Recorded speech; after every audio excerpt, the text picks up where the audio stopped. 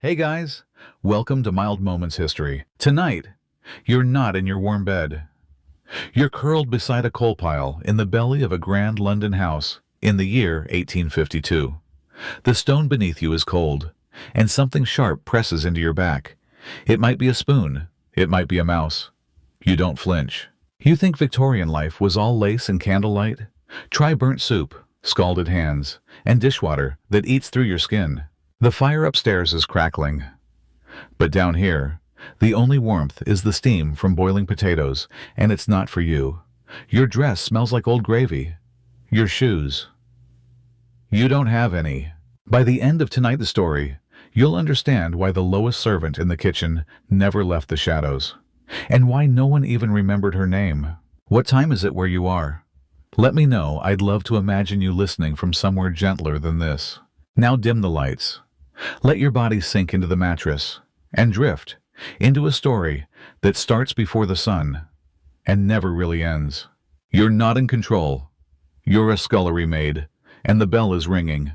You wake up before the sun, not because anyone told you to, but because your body already knows. It's too cold to sleep longer. The stone floor beneath your blanket is damp again. The corner where you lay between the coal pile and the water buckets smells like last night's ash and cabbage. Your head is pressed against a folded apron, stiff with dried soap. You hear the mice before you open your eyes. One of them skitters past your ear. It's not the worst thing that's touched you down here. You sit up slowly, careful not to wake the cook's assistant. She'll scold you if you make noise before she does. You wrap your arms around your knees and breathe in the dark. The kitchen above is still quiet, but the chimney is clicking that hollow metal sound before it groans into life. It means the fire's almost out, and it's your job to bring it back. You step out of the blankets and onto the stone with bare feet. There's a smear of cold grease near the sink, and your toes slide a little. You catch yourself, silently. You've learned not to gasp, not to drop things, not to speak unless spoken to. You shuffle across the room and pull open the stove door. A burst of soot puffs into your face, and your eyes sting. You blink hard, then reach for the coal bucket. It's heavier than you remembered. It always is. But there's no one else to lift it. The shadows in the scullery stretch long and blue, and outside, the sky is still black. You strike the flint. Once, twice. A spark catches, then fades. On the third try, it holds, just enough to light the kindling. The fire whispers back to life. Your day has begun, and no one will notice. Your stomach growls before the first pot boils. But there's nothing to feed it. Breakfast isn't for you. It's for the household upstairs, the lady with gloves too soft to hold a spoon, the children who refuse crusts, the master who doesn't say thank you. You fetch the bread tin, careful not to rattle it. The kitchen maid eyes you as you pass. She doesn't speak, but you know what she's thinking. Don't steal. Don't sneak. Don't touch what's not yours. You wouldn't dare. Not again. Not since the flour incident. So you wait. Wait for the crumbs. You wash the oats that aren't good enough for porridge and scrape the mold from the heel of yesterday's loaf. You eat behind the door, one hand holding the crust, the other already wiping the sink. It's not eating. It's just quiet chewing, fast, head down, grease on your fingers. You found a turnip yesterday, half rotten, soft on one end. You cut away the worst parts and boiled the rest when no one was watching. You've saved the water, thin, bitter, but warm. You sip it now from a chipped mug. It burns your tongue, but it's better than nothing. Better than the ache that wraps around your ribs by mid-morning. You stir the rich custard for the nursery breakfast and lick the spoon before rinsing it. The taste is gone before it registers. But still, for a moment, it was sweet. You wash your mouth with cold water and say nothing. Someone calls your name, not kindly. You leave the mug in the sink, unfinished. The scullery waits. The hunger stays. You don't go to church anymore. Not because you don't believe, just because there's no time. Sunday is for polishing the silver, for scrubbing the floors where the guests will never walk. The last time you saw a chapel was through the kitchen window, the day they buried the footman's mother. You watched the procession move through the fog, black coats and a white ribbon on the cart. You whispered a prayer then, softly, like a habit you hadn't used in years. No one heard, but maybe someone listened. You're not sure anymore. You believe in silence, in the hush before the bell rings, in the second just after a plate hits the sink but doesn't break. You believe in not getting noticed, because being noticed means being blamed. You believe in sleep, when it comes, in dreams, if they still arrive. You believe the head cook has a soft spot for the housekeeper. She leaves him biscuits sometimes. You believe the young master doesn't see you, even when he looks right at you. You believe that the scullery has rules older than any Bible. Don't speak. Don't ask. Don't cry where someone might see. But still, you keep a scrap of ribbon hidden in your apron pocket, faded blue. Not for anyone, not for wearing. Just to remember softness. You don't know if that's faith, but it's something, and it hasn't left you. Not yet. You hear it before it reaches the kitchen, the bell. Not the dining bell, not the front door. It's the drawing room bell. Sharp, fast, urgent. It rings again, and again. The cook stiffens. The kitchen maid sets down her knife. Even the fire seems to pause. You drop the cloth in your hands and wait for the words that will follow. Fetch the scullery. Your name. Said like a command. You don't ask why. You wipe your hands on your apron and hurry up the narrow service stairs. Your heart is louder than your steps. At the top landing, the butler is waiting. His voice is flat. Mind your eyes. Don't speak unless spoken to. He opens the door, and you step into the room you're never meant to see. The drawing room smells like lavender and coal smoke. The carpet swallows your footsteps. You see polished boots, a woman crying behind a fan, and on the floor, a broken tray, a pool of spilled tea, and a plate shattered with something red beside it. Blood jam. You can't tell. They're all looking at you now, all except the master, who is staring into the fire. He hasn't moved, but something has. The house feels different, like it's holding its breath. And you know something has gone wrong, terribly wrong. And somehow, before the day is over, it will fall to you. You move before your eyes are even open. Your hands already know the path across the cold stone floor, past the bucket, over the hearth.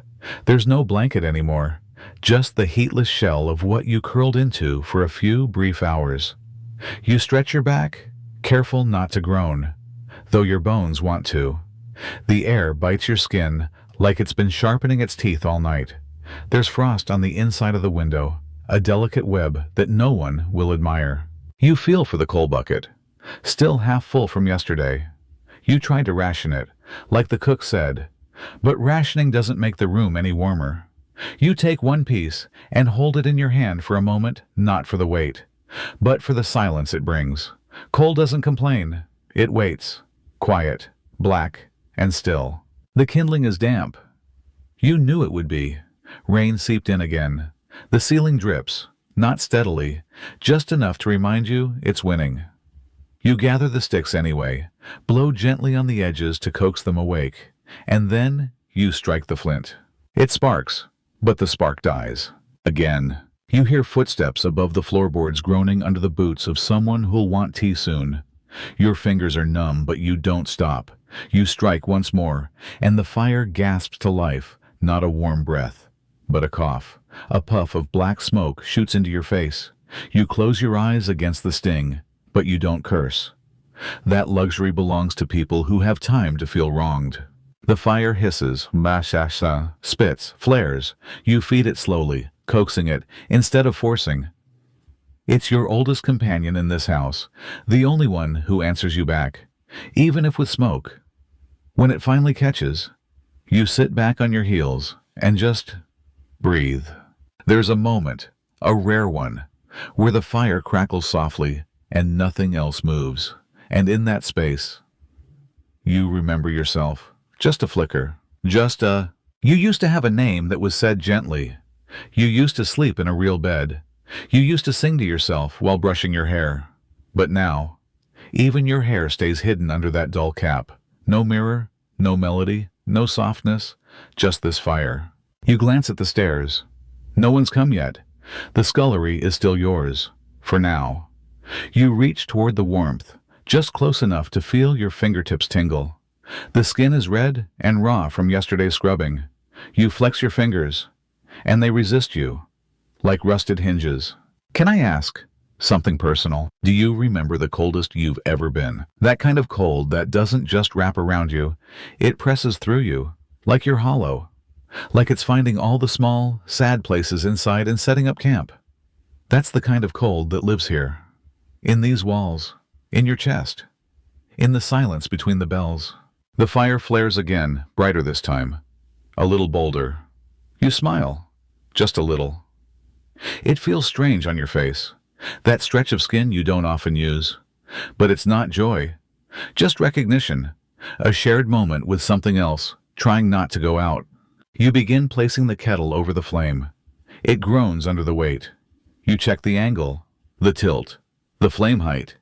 You always do it right, because if it boils too fast, it spits. If it's too slow, you'll be blamed for the tea being lazy. No one sees this part, the quiet decisions, the measured hands, the learning you've done in the dark. They only see when something's wrong. The scullery door creaks. You freeze. A rat, no. Just the draft. Still you glance back, shoulders tense.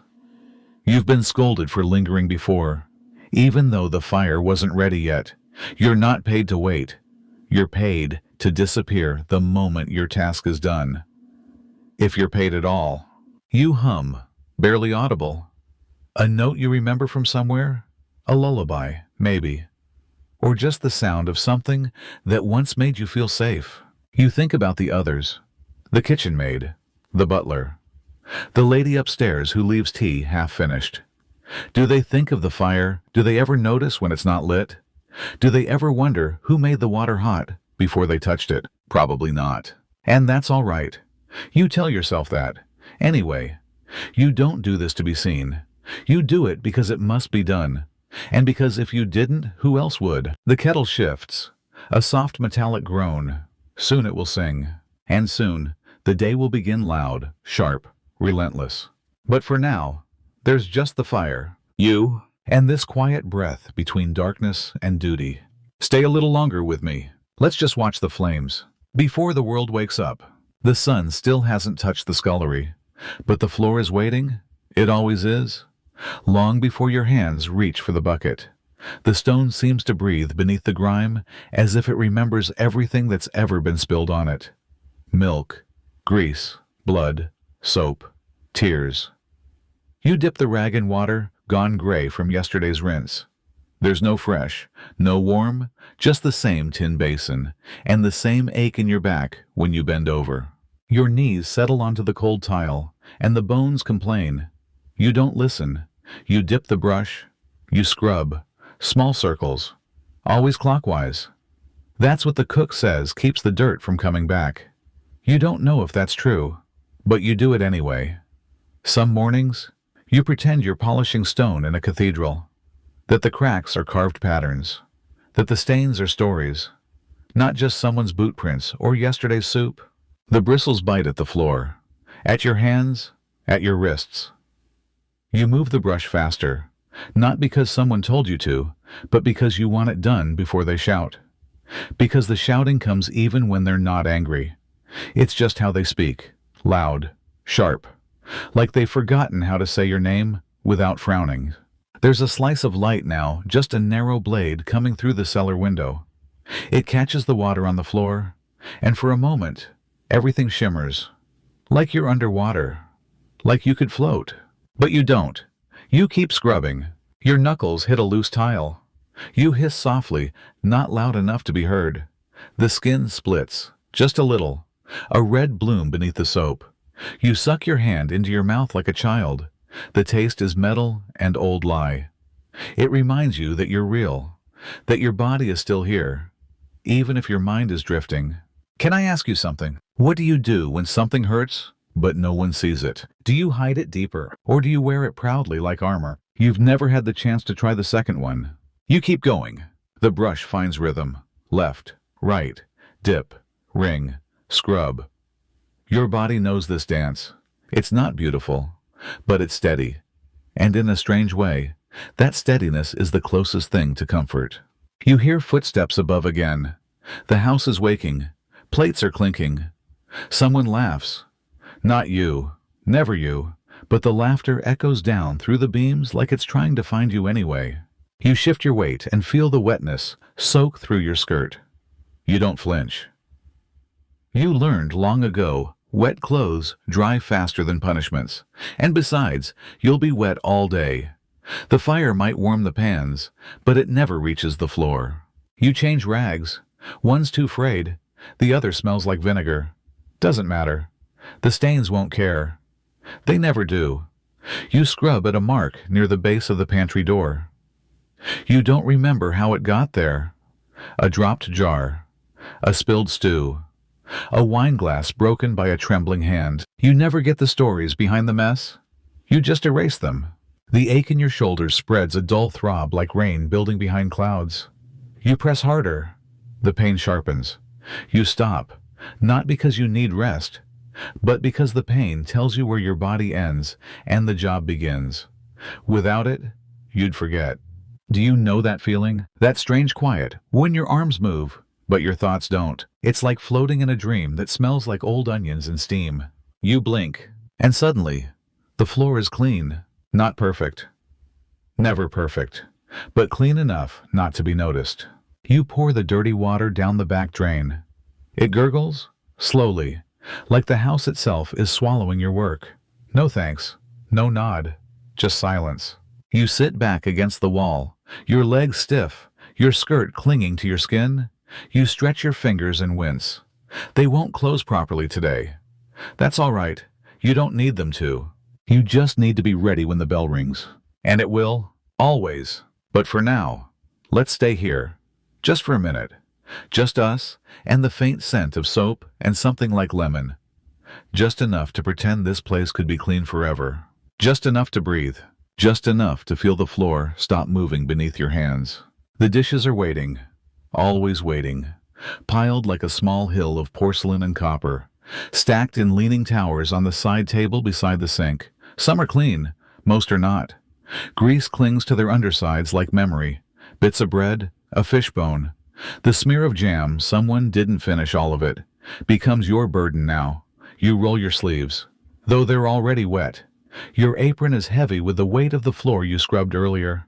And your hands are still stinging, still cracked. The water in the basin is not warm. It's never warm. You pump it from the hand pump at the far corner. The one that screeches when you pull too fast. It gives you what it has: water the color of tin and old pipe. You pour it into the basin and add soap. Not the fancy kind that smells like flowers. This is block soap, lye and fat, sharp and stubborn. It burns a little. You're used to it. You reach for the first plate. You never start with the nice ones. The silver is for last. For now, it's crusted pots and a saucepan that smells like fish gone sour. You scrape with the back of a butter knife. You scrub with the rag you use for everything. The sound it makes metal on porcelain. Suds bubbling in protest, it becomes a rhythm. Your rhythm. You don't rush. Rushing breaks things, and broken things mean shouting. Sometimes worse. So you breathe. You wipe. You rinse. Over and over. Someone upstairs just finished breakfast. You hear the bell again. 2 short rings. Cleared table. That means more dishes will come. You glance at the pile already in front of you and feel your shoulders sink. The mountain never shrinks. You only think it does, for a moment, before the next avalanche arrives. Let me ask, have you ever washed something so many times you felt like it was washing you instead? Like the sponge and the soap and the repetition were scraping something invisible off your bones. That's what it feels like slowly being erased. You pick up a knife, silver-plated, still sticky with egg yolk. You clean the blade gently, Careful not to catch your fingers. You once sliced your palm open on a butter knife someone tossed in with a broken cup. The blood soaked your sleeve, and no one let you stop. Just rinse it off. You did, and kept going. You always keep going. The scullery air smells like steam and metal and soap. But underneath it is something fainter rot, maybe, or mildew. A dampness no fire can chase away. You've asked before if the window could be opened, just a crack. The cook said no, the draft might upset the bread. So you wash in stillness. A spoon slides from your hand and clinks against the basin. Not loud, but you freeze anyway. You glance toward the door. No one comes. You exhale. Then pick up the spoon again. You cradle it like a bird. Polish it until your reflection blurs across its curve. For a second, you don't recognize the face there. Tired eyes, pale lips, hair escaping from under the cap. You look away. The next stack is cups, delicate ones, thin handles, painted flowers. You always feel like you're holding someone's secret when you clean these, like the echo of a conversation still clings to the rim. A quarrel, a giggle, a sigh. You don't know who drank from them, but you remember the lipstick stains, rose pink, smudged. You wipe them away. The soap stings again. Your hands have softened in the water too soft. The cracks along your knuckles stretch open, but you can't stop. The tray with the nursery plates arrives. Thick porridge, hardened like glue. You scrape, soak, scrub. The bowl slips, and you catch it barely with your elbow. A splash of water hits your chest. Cold, always cold. You wipe your cheek with your shoulder. No one helps you. No one asks if it's heavy. But the dishes remember. They carry every meal you never ate. Every crust you didn't touch. Every cup you weren't allowed to sip from. And still, you wash them. Gently, carefully, as if someone will notice, as if someone might care. The water's gone murky. Your arms ache. Your neck burns. You blink and realize you've been standing in the same spot for an hour. Maybe more. Time stretches differently here. It bends, warps, loops like steam rising from a basin. You change the water, slowly, pouring the gray down the back drain. It smells worse now, like something sour bloomed in the pipes. You don't flinch. You refill the basin. Lather, continue. The pile shrinks, just a little. Then the bell rings again. Another tray, another stack, and you smile, just barely. Because of course there's more. There's always more. Let it come. You're still standing. Let it come. The water's cold again. You don't know if it was ever warm, really. But somehow, every time you plunge your hands into the basin, it feels like a surprise, a quiet betrayal, like the water waited for your skin to forget just long enough to hurt all over again. You squeeze the rag. It squeals through your fingers, stiff with grease and old soap. The lather is thin now, half-hearted. You make a note in your head, slice another bit of the soap block when no one's looking. The big one's nearly gone, and they'll blame you for the waste. They always do. There are no gloves? Of course not. Those are for the lady upstairs, who wears them to sip tea and never notices if her cup is too hot. You once saw a pair left behind on the windowsill, ivory lace, tiny pearl buttons at the wrist. You touched them, gently, with the back of your hand, just for a second. Then you were called back to the real world, back to the water. The scullery air is heavy with mist and metallic breath. The stove's warmth never reaches you here. The wetness soaks through your apron, through the seams, into your skin, and stays. You switch hands. Your right wrist is beginning to throb, a slow, round ache that pulses in time with your breath. You don't complain. You haven't for years. There's no one to hear. And even if there were, it wouldn't matter. Tired isn't an excuse here. Hurt isn't a reason. Pain is just part of the job. Like the broom, like the buckets, like you. Can I ask you something? When did you last feel warm? Not just under a blanket, or in the bath, but truly warm. The kind of warmth that reaches behind your ribs, curls around your lungs, and settles in your chest like a small animal falling asleep. You try to remember. You fail. You keep scrubbing. The pot you're holding is blackened at the base, soot and burn marks layered from 100 forgotten dinners. Someone scraped the stew too late again. You chip at the crust with a dull knife. It flakes into the water like ash. You imagine, for a second, that you're digging through soil instead of grease. That you'll find something buried inside, a coin, a letter, a reason. But no, just another layer of black. You scrub harder. Your fingers are starting to swell. The cuts on your knuckles are pink now, puffy and soft. You know they'll crack again by nightfall. They always do. Sometimes, when no one's looking, you smear goose fat over them, not because it helps, but because it feels like something your mother might have done. You miss her. Or maybe you miss the memory of someone being gentle with you. You rinse the pot, holding it under the tap. The pump moans with each pull. Water trickles, then surges. It splashes your chest, your face. You blink, shiver, keep going. The kitchen maid calls from above. Something about carrots, something about hurry. You answer with a yes. Miss, too quiet to echo. Your voice doesn't carry anymore. It stays with you, like everything else. You reach for another's pot. The metal is slick with butter. It slides in your hands. You grip harder. It resists. You feel the tension in your wrist again, that sharp twist when the joint says no. But you keep holding. Keep turning. Keep cleaning. Because you can't drop it. You won't. You learned the first week, break one pot, lose a week's pay. Break two, and maybe your place, your warmth, your corner in the coal room. You don't risk it. The bubbles fade. The water cools further. You stir the basin with your hand, looking for warmth that isn't there. The steam has stopped. The cold remains. You close your eyes, and for a moment, you're somewhere else. In a room with sunlight, with bread baking, with someone humming, not loud, not for anyone else, just for the comfort of sound. You open your eyes.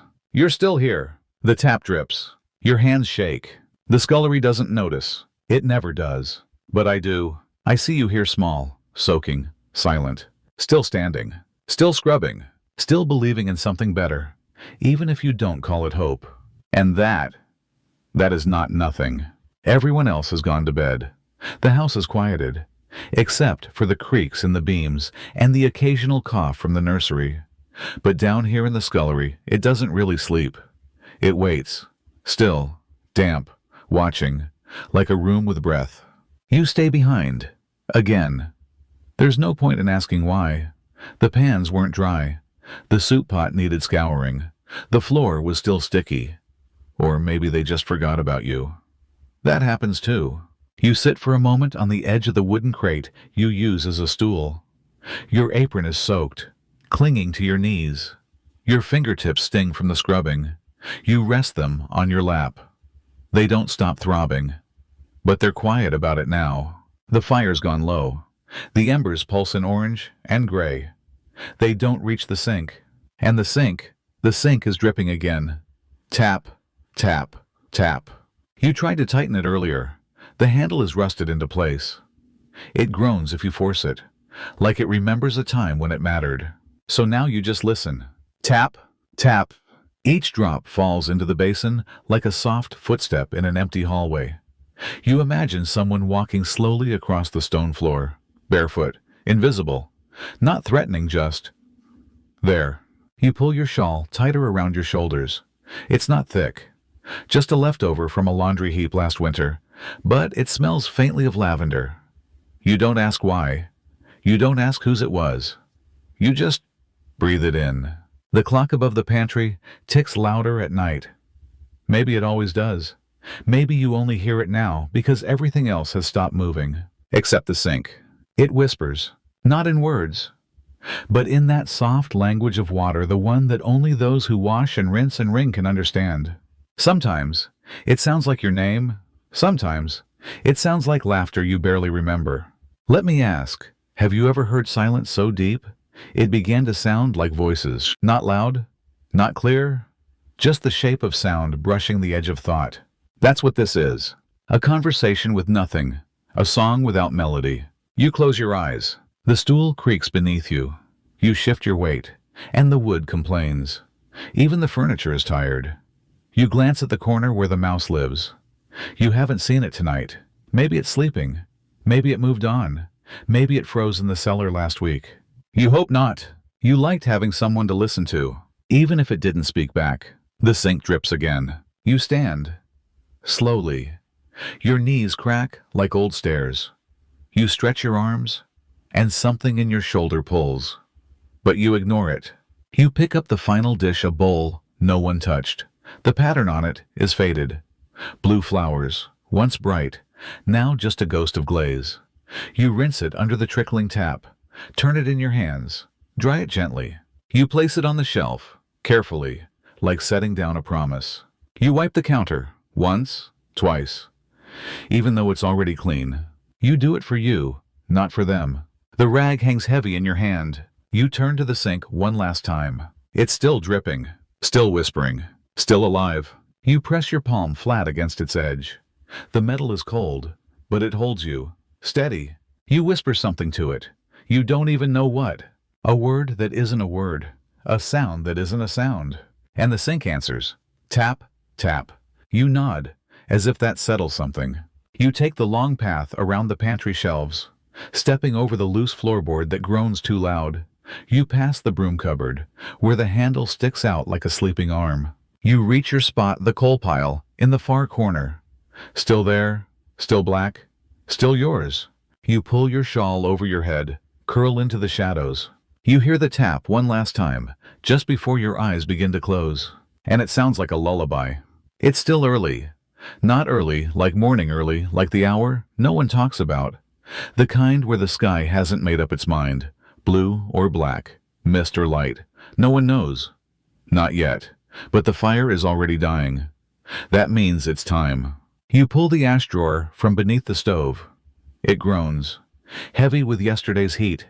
The ashes are pale, soft looking like snow. But they bite. They sting if they touch your wrists. And they always touch your wrists. You never get through this part clean. You don't wear gloves. There aren't any. You use your apron, fold the corners, cradle the drawer like it's something fragile. It isn't. It's just dirty. Just hot enough to burn through the fabric if you're too slow. The path to the ash pit is behind the kitchen, past the pantry, past the laundry corner, through the narrow brick door no guest has ever seen. It's darker there. The walls sweat. The floor shifts beneath your steps. You move carefully, quietly.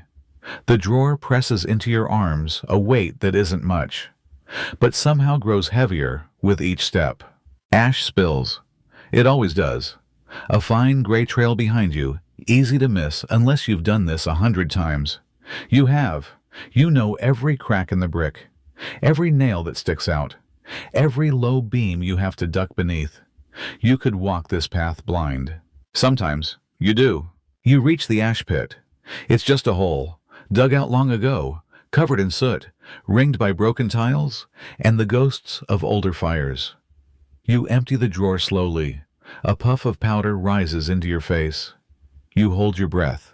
Too late. The taste coats your tongue dry, sour, almost sweet. You cough once, then swallow it. No one sees you here. No one asks where the ash goes. They just know the fire is warm when they wake. They never think about what's left behind. Let me ask you something. What do you carry that no one notices? Not in your arms, but in your days. Because this ash, this soft, silent burden, it feels a lot like that. Like the things you do without being asked. The weight you lift before anyone even looks. And the way no one ever says thank you. You brush your arms, but the soot sticks. Your skin is damp, and the powder clings. Up close, you look like someone fading into fog. You pause a moment before turning back. It's not that you want to stay. It's just that there's no one waiting for you in the kitchen. No warmth, no nod, no kind word. Just more dishes, more steam, more bells. You look down at your apron. It's streaked black now. You turn it inside out, a trick you learned in your first week. Make the dirt disappear. Hide it from the cook, from the kitchen maid, from yourself. You step back into the hallway. The ash drawer is empty, but your arms still feel heavy. The light is changing now, a little more gold, a little less gray. Someone's stirring upstairs. You hear a door open, a yawn, a footstep on carpet. They'll want tea soon. You walk faster. The sink is full again. The fire needs feeding. The tray hasn't been polished. And no one knows what you've already done. But I do. I know. I see the soot under your fingernails. The line across your elbow where the heat kissed too close. The quiet in your spine as you step back into the scullery. Like a servant returning from a battle no one watched. You don't say a word. You don't need to. The ashes are gone. And you're still here. The carrots are hard today. Not fresh, just stubborn, grown in cold ground, stored too long in the dark. Their skin is wrinkled like old fingers, and they resist the blade every time you try to cut. The wooden board wobbles. The light is poor. Your shoulders ache. But it has to be done before the roast is ready. You pick up the knife, not the sharp one that belongs to the cook. You get the second best, the one with a loose handle and a chip near the point. You've learned to hold it just so, to keep the blade steady, even when it wants to twist. The first carrot splits oddly. You adjust your grip. The second one jumps under your hand. You press it down. The third, the knife slips. Just like that. No noise, no drama, just the sudden sting and the warmth spilling from your thumb. You look down. The cut is small, but it opens fast, like the skin was waiting to give way. Blood wells up, dark and quick, mixing with the carrot juice and washing down the side of your hand. You press your apron to it, not because it helps, but because it's all you have. You don't cry out. You don't stop breathing. You don't even flinch. You just keep going. Let me ask, have you ever been hurt in front of people who didn't look up? There's a silence in that moment that's worse than noise. Not neglect, not cruelty, just absence. You step back from the counter, holding your hand low so it won't drip on the food. You scan the room. The kitchen maid is facing away. The cook is barking at someone else. The bell rings from upstairs. No one sees. No one asks. You wrap your thumb in a strip of rag from the basket near the stove. It smells like onions and ash. You tie it tight, but not too tight. You've done this before. You return to the carrots. You pick up the knife again. This time, you hold it with your left hand. It feels wrong, but you don't say anything. You just cut slower. The pieces are uneven. The cook will complain. She'll say, "Did you do this blind?" And you'll say, "Sorry, miss." You won't mention the blood, because it doesn't matter. Not to them. Your thumb throbs. The rag is already soaked through. You wonder, briefly, if it will stain your sleeve. You hope not. Blood is harder to explain than grease. You finish the carrots. Move to the potatoes. Peel, rinse, slice. The rhythm returns, lopsided, but steady. You get through it. Later, while washing the knife, you watch the water run pink, just for a moment. Then it clears, like nothing ever happened. You dry the blade with your apron, careful of the edge. You place it back in the drawer, and that's that. No bandage, no kindness. No one says, "Be careful." No one even notices, but you do. You'll remember this cut for days. Every time you scrub a pot, every time you bump it against the sink, every time you hold something too tightly and feel it split open again. A small pain, but it belongs to you now. And in this house, that's something. It wasn't always gray. You remember that, faintly. When the rag was first handed to you months ago, maybe years, it was cream-colored, or close to it. Thicker then, softer, almost cloth. Now, it's something else. Thinner than a shadow, a threadbare ghost. You keep it tucked at your waist, tied through the apron string, always on your right side. Your hand reaches for it without thinking, like it's part of you now, like another limb, another layer of skin. You use it for everything. Spilled tea, boiling milk, hot iron, cold sweat.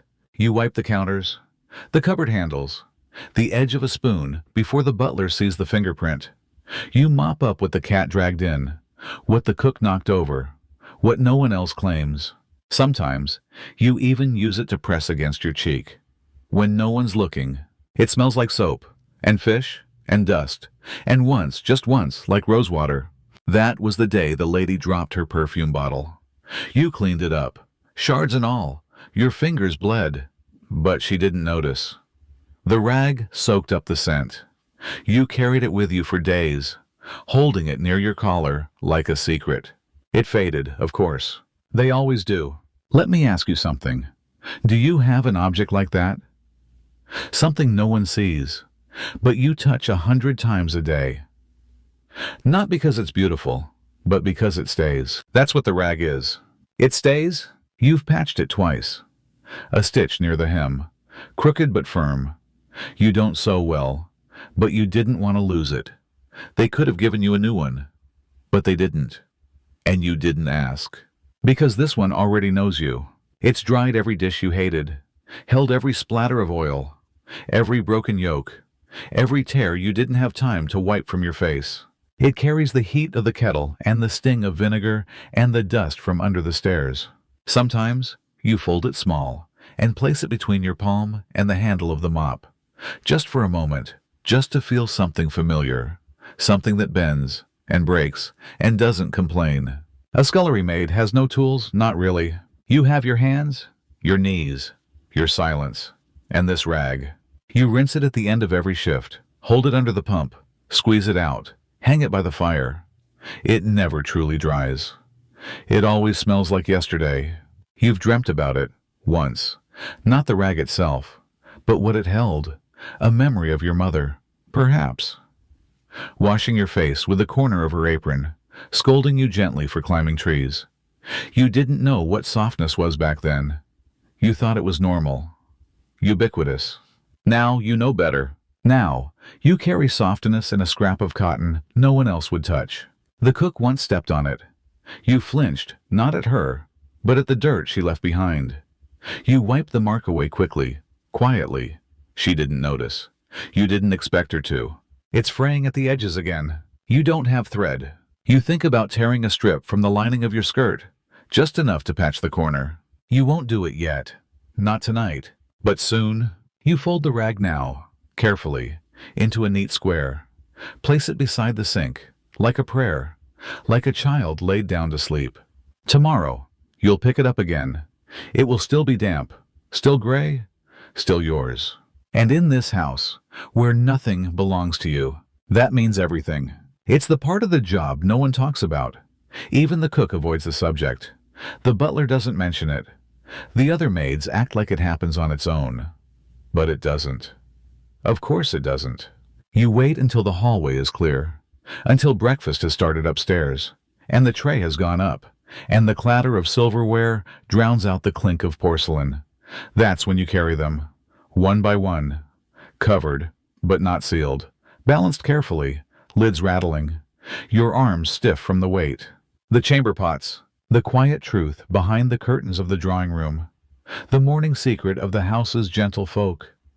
You never see their faces when you do this, just the objects they leave behind still warm, still smelling of sleep and meat and wine and something sharp you've never named. You don't ask who used which one. You don't look too closely. You carry them to the back. There's a special sink, low, deep, iron-stained.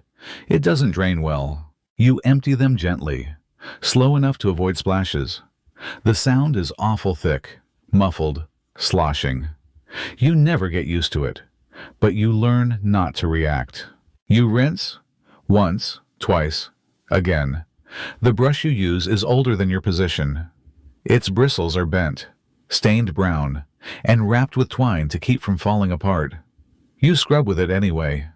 The pots shine. They always shine. It's the only part of this job where your work is visible, but no one notices. Let me ask you something. Have you ever done something deeply human, something necessary, something honest, and felt ashamed for it? That's what this is. It's not disgusting. It's not unclean. It's life, bodily, messy, real, and yet, somehow, the shame is yours, not theirs. The first pot is done. You place it on the shelf to dry. The second one leaks. Just a little. You don't mention it. Just wrap it in a cloth and hold it farther from your hip. The third is cracked. You run your finger along the fracture line. Wonder how long it's had that fault. Wonder if it will break on your watch. Wonder who will be blamed if it does. You finish quickly, but not too quickly. Rushing means missing. Missing means punishment. You rinse the cloth you used to carry them. You rinse your hands, not with soap, because that's saved for the silver, but with vinegar water in a bowl someone once used for custard. You don't think about that part. You wipe your arms with a corner of your apron. The smell doesn't leave. Not really. It stays under your fingernails, in your sleeves, in the space behind your ears. No perfume can reach it. You once passed by the nursery girl on the stairs after finishing the pots. She turned her head, wrinkled her nose, said nothing. You didn't explain. You just kept walking, because that's what you do. You clean up what others leave behind, and then disappear. No applause, no nod, no thank you. But the pots are clean. And for one moment, one small secret moment, the world is just a little more bearable. Because of you. The clock ticks above the pantry door. It's old with brass hands and a faded face. The kind that used to matter. The kind someone once wound with pride, polished on Sundays, consulted like a promise. Now it just marks things.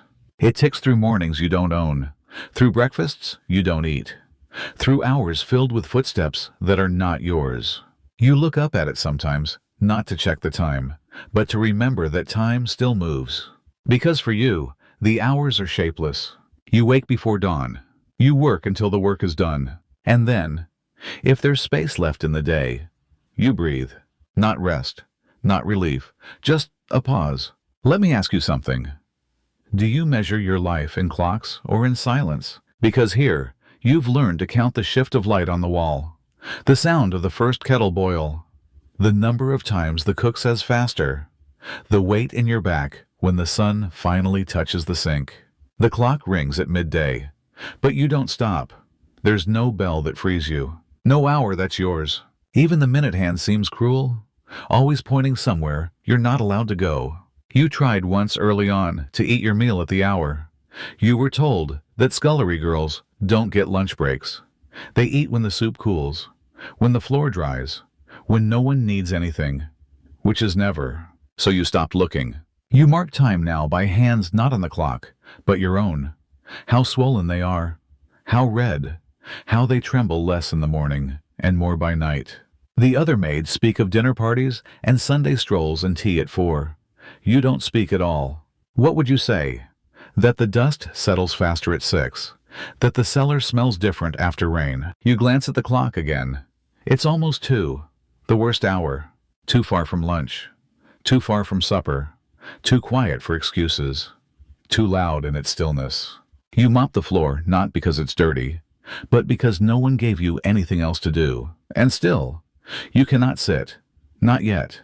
Sitting would make time feel real again. Sitting would remind you how tired you are. So you move. You polish a spoon that's already clean. You fold the rag you just used.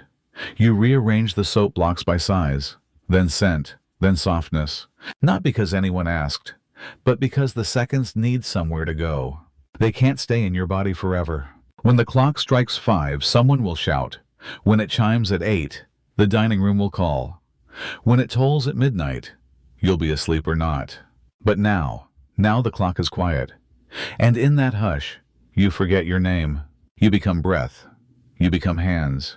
You become motion without meaning. You become the space between ticks. And when you finally look away, the hour is gone.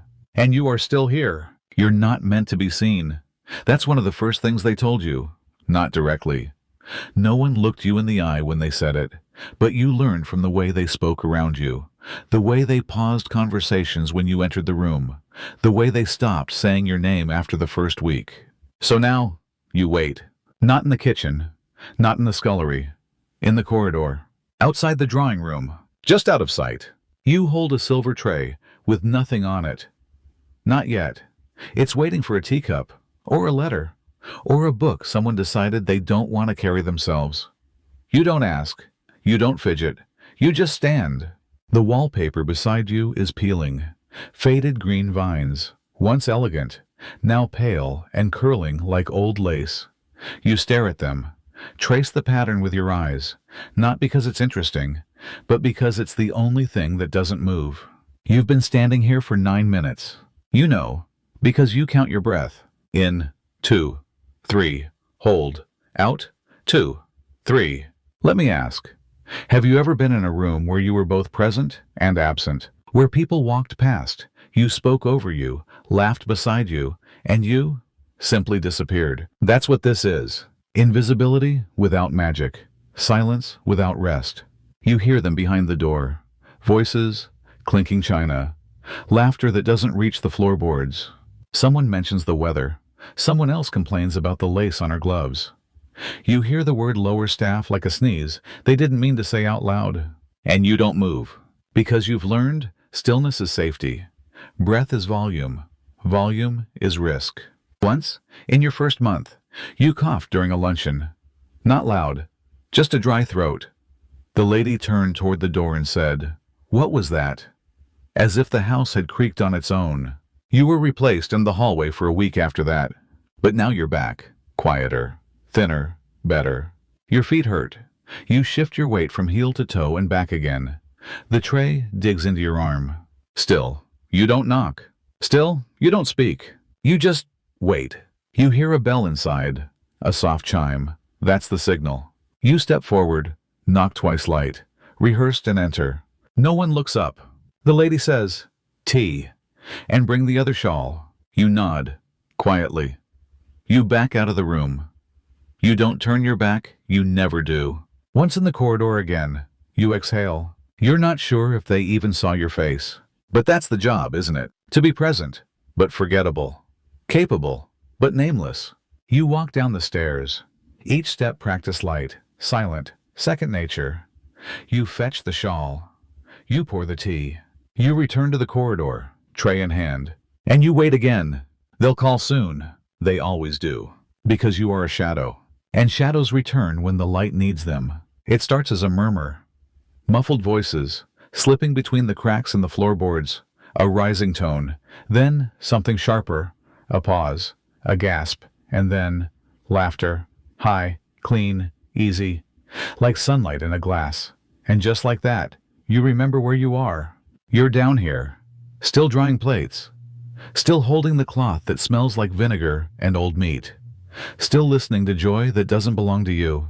You stop moving for a moment, just to hear it better. The way it bounces along the beams. The way it wraps around the edges of the room but never lands. There's another laugh. Different voice. You don't know whose. Maybe the lady. Maybe one of her guests. Someone in a dress that rustles. Someone with warm gloves and clean fingernails. They're laughing about something small. A letter. A hat. A word someone mispronounced. You'll never know. You'll never ask. You smile, faintly, not because it's funny, but because it sounds impossible. Like a bird you forgot existed. Let me ask you something. When was the last time you laughed without thinking? Not a quiet exhale. Not a smile pressed into your sleeve, but a laugh that shook loose from your body before your brain caught up. You try to remember. You can't. You think of that night in the laundry when the scullery rat fell into the starch bowl and the kitchen maid screamed like murder. You smiled then, but only once. Only when no one saw. Upstairs, the laughter grows. It spills down the stairs like perfume, lovely, far away, stinging. You wipe the plate again. It's already clean. You wipe it anyway, because your hands need to move.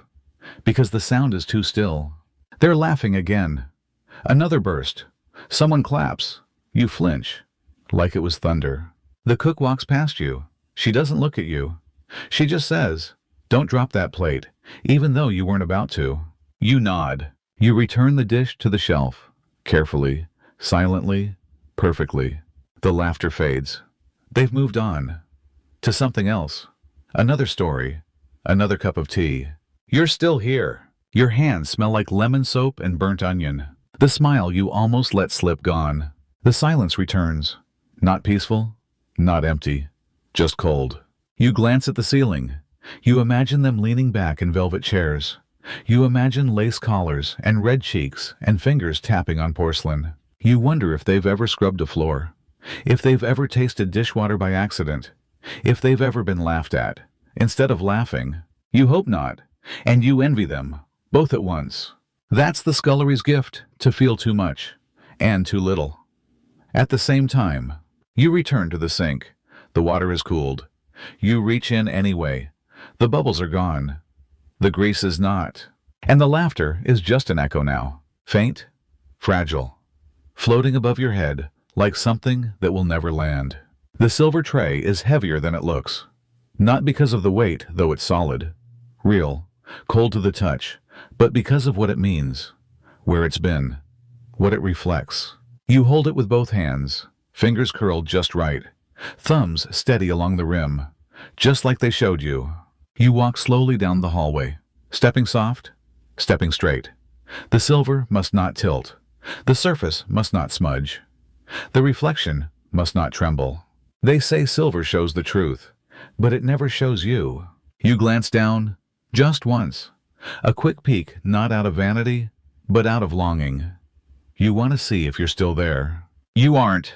There's only blur, a warped ceiling, the vague curve of a light, and two hands pale, red-knuckled, raw gripping something they don't belong to. You wipe the tray before the cook sees, even though you haven't touched it, even though it's already clean. You've learned silver doesn't forgive fingerprints. Neither do people. You place the tray on the sideboard. Then you start on the forks. There are 12, always 12. Not because there are 12 guests, but because there might be. You rub each one with a cloth until your fingers ache. You look into the back of the spoon. It curves your face like a carnival mirror. Your nose too long, your eyes too far, your mouth turned down. Even when you try to smile, you stop trying. Let me ask, have you ever looked into something polished and not found yourself? Not because the glass is broken, but because the you inside it has faded. That's what this silver does. It shows the room, it shows the window, it shows the wall, but it doesn't show you. And maybe that's fair. Maybe people who clean shouldn't appear. Maybe people who serve shouldn't be seen. That's the rule, isn't it? Polish the knife. Polish the truth. But don't let your reflection get in the way. You lift the candlesticks next. Tall, heavy. You hold one up to the lamp to catch the smudges. A face flickers across the base, not yours. The mistress. You saw her there once. Bent low to powder her nose. She looked at herself with the sort of softness you don't remember ever receiving. You copied her once. Tried to lift your chin the same way. Tried to see if your neck curved like hers. Tried to see if your eyes had anything soft left in them. They didn't. So now you just polish. You use the corner of the cloth to dig into the filigree. You use your nail to loosen the wax. You breathe hot air to fog the stubborn marks. And when you're done, they shine. The silver is ready. The truth is ready. And you are gone. Again, you stack the knives back in their velvet drawer. Close it without a sound. Wipe the outside. Turn off the lamp. The reflection fades. You move away. Let someone else see themselves in the dinnerware. You have work to do, and no time to look. It's not your dress. You were given it. Yes, handed it in a bundle with a pin and a nod, but it never belonged to you. It belonged to the girl before you, and the one before her, and maybe the one before her, too. It's brown, or was. Now it's the color of rinsed soot and boiled cabbage.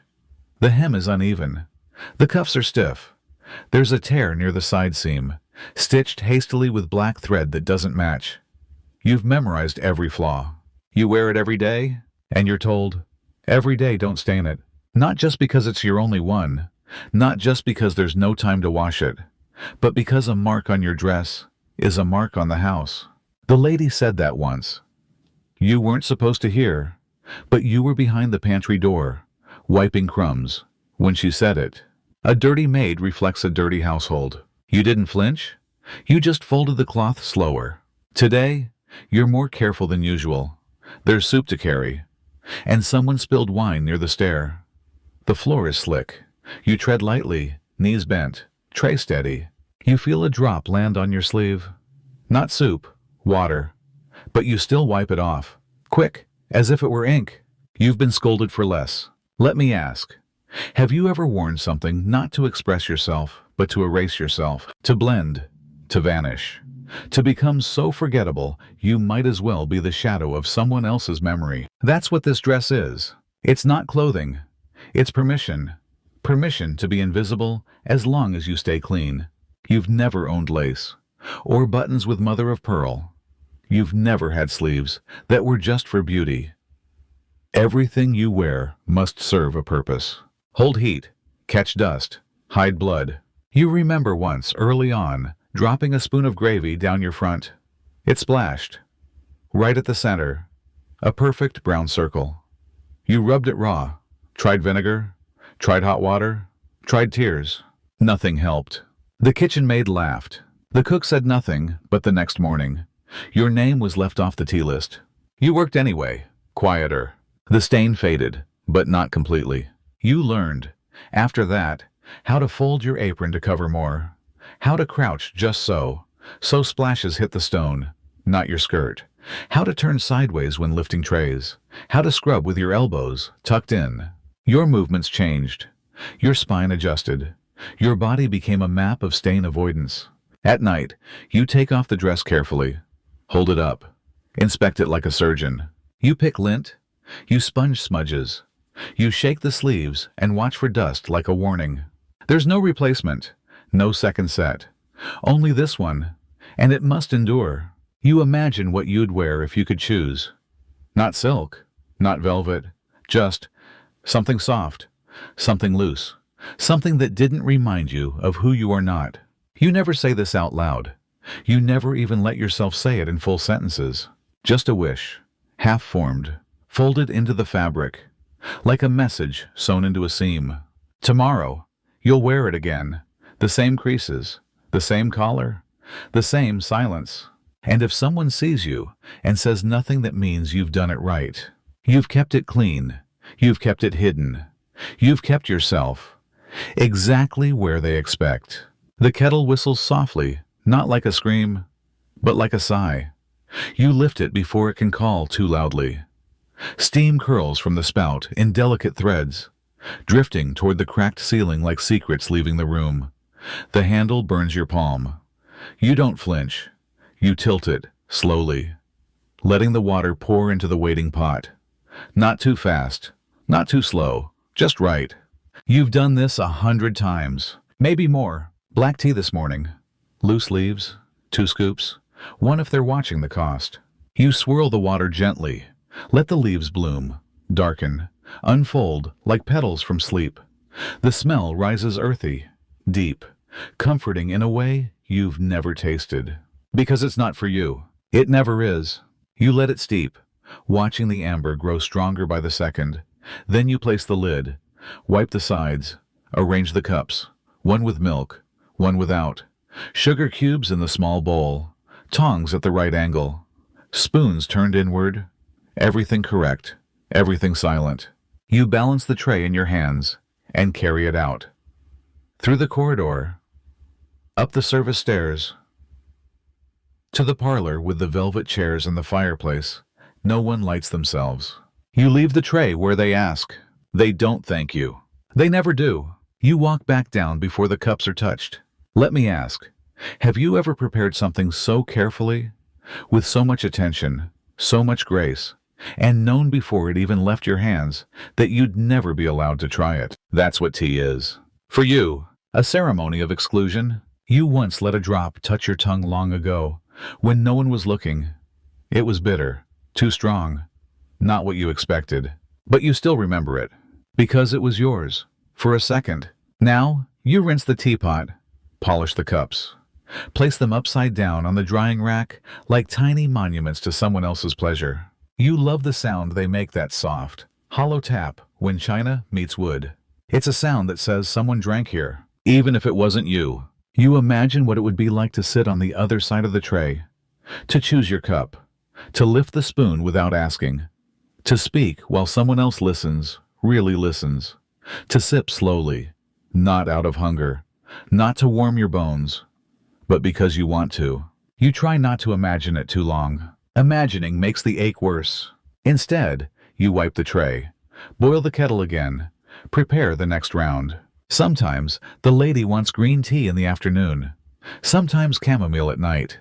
You learn their moods by their leaves, but they never ask yours. No one wonders what you'd choose, if you could. You think you'd choose lavender, something soft, something not bitter, something that smells like sleep and not sweat. But again, that's not for you. You return the kettle to the hook, fold the towel, place the sugar back in its jar, and as the steam fades from the air, so do you. You don't carry them like furniture. You carry them like apology. Both hands gripping the sides, elbows close, back straight. The tray isn't heavy, not really, but the weight isn't in the porcelain or the teapot. It's in the fear. That's what makes your arms ache. There's always too much on it. A cup too close to the edge, a spoon left unbalanced, a saucer with a crack you weren't told about. And if something falls, if something breaks, it will be your fault, even if it wasn't your hand that placed it there, even if the step was crooked, even if someone else bumped your shoulder. It's still your tray. Your mistake. You walk slowly, not too slow that invites impatience, not too fast that invites disaster. You time your breaths with your steps. Inhale on the left, exhale on the right. Hold it steady. Let the tray become part of you, something you wear, not something you move. Let me ask, have you ever held something so fragile, not because it was valuable, but because you knew you would be punished if it fell? That's how this feels. You don't just carry the dishes. You carry the silence, and the silence is heavier. You reach the door. You pause. You lift one hand slowly to knock. Tap, tap. Just enough to be heard, not enough to interrupt. The butler opens it. He nods, barely. You enter. The room smells like roses and coal smoke. A fire burns in the grate. Not for heat, for show. No one is cold in this room except you. The lady points to the table. You walk toward it, eyes down. The tray doesn't shake. You've trained your fingers not to tremble. You place each item down carefully. Napkin, cup, saucer, spoon. You hear their conversation. They don't pause for you. Someone laughs. Someone sighs. Someone says, "Didn't she drop the pudding last week?" You don't answer. They're not asking you. You step back, hands folded, eyes down. You wait until you're dismissed. Then you walk out. The tray is lighter now, but your body remembers the weight. And so does your heart. You return to the kitchen. The cook glances at you. "All in one piece," she says. You nod. She doesn't smile. Neither do you. Because in this house, success is invisible. Only failure makes a sound. It's just a hallway. Stone floor, faded rug, 2 chairs no one sits in. A portrait on the wall. Tilted slightly, you once tried to straighten it, but the nail was bent. So now it leans, always watching. You stand by the door.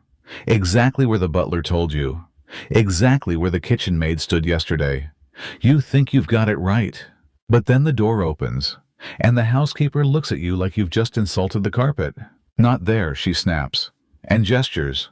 Somewhere to the left, somewhere undefined. You move, quickly, silently. Still wrong. No back.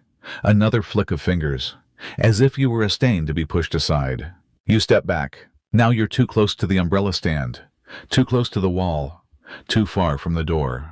Let me ask, have you ever tried so hard to disappear that your very existence became an inconvenience? That's what this is. Standing, but not blocking. Present, but not noticed. Visible, but not in the way. You once stood in this doorway too directly. The gentleman brushed past and muttered clumsy. You hadn't moved. He just didn't want you there. You don't belong in any room, only behind it. You shift your weight from foot to foot. The tray in your hand is growing heavy again. Not from the teacup, from the waiting. No one tells you where to look, so you look at the floor, or the wallpaper, or nowhere. You know better than to make eye contact. That's bold. That's inappropriate. That's human. The door opens again. The lady walks past. She doesn't see you. You could reach out and touch her sleeve. But you don't? Because you've learned your hands are for trays, not for presents. The butler walks by.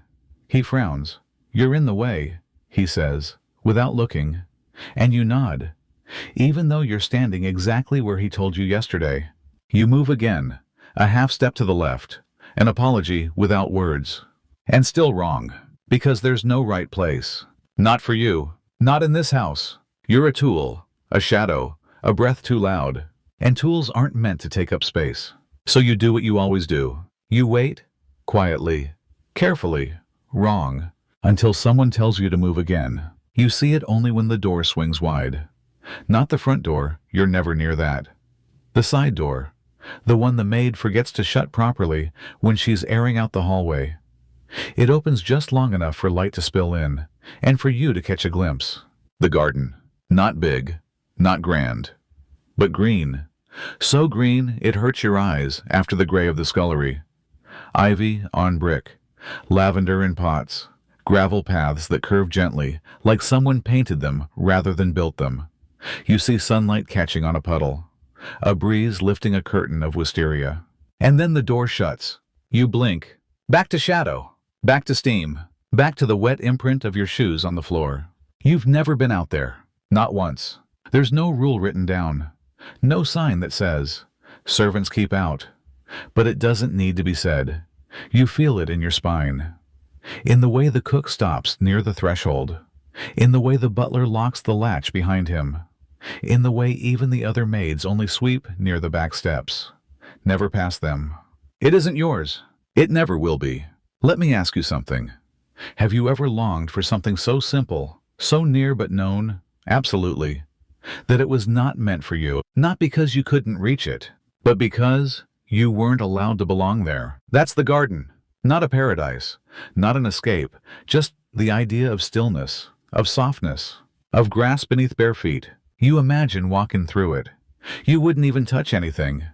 Just pass through. Just feel the air move differently. Just breathe. You dream of it sometimes, not as a place, but as a color. That green, that impossible, unapologetic green. One afternoon, you were sent to fetch something from the pantry near the back. The door was open again, wider than usual. No one was watching.